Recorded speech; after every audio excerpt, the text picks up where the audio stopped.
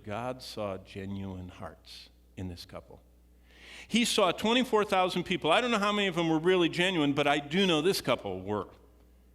And what's interesting is they're the only ones we know by name in this whole generation. And that's because they truly wanted to know God. So many of the priests allowed all that exposure to God to end up only in their head, not in their hearts. Did you know that? Most people in the Western world will miss heaven by 18 inches. They've heard. They've never received, by faith, reaching out to Christ. They just know it. And they miss heaven by the 18 inches between their head and their heart. God saw their heart. God saw that Zacharias and his wife sought the Lord. So many of the priests did not choose to let those truths invade and take over their hearts and wills. But not Zechariah. God saw his heart. Zechariah wanted to know the Lord. He wasn't perfect. He was afraid. He didn't believe.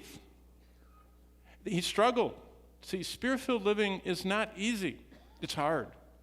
Because you're growing in how much you know the Lord, and you're increasingly aware of what a traitorous person by nature we are against God. Our flesh is always at enmity with God, trying to distract us, trying to separate us, trying to make us complain and live for everything else. In fact, Jesus pointed out that so many of the priests had a spiritual overexposure to the light of God's truth. You know, people that get overexposed to the sun, what do they get? Skin what? Cancer. Yeah. If you get overexposed to UV light, whether naturally or fake, you begin to develop skin cancer. Hey, guess what? That happens with overexposure to the light of the truth of God. If it never enters your soul and life and becomes a part of you, overexposure on the outside develops the skin cancer of spiritual indifference. That's deadly. That's what, in fact, Jesus put it this way in Matthew 15, verse 8. These people draw near to me with their mouth, they honor me with their lips, but their hearts are far from me.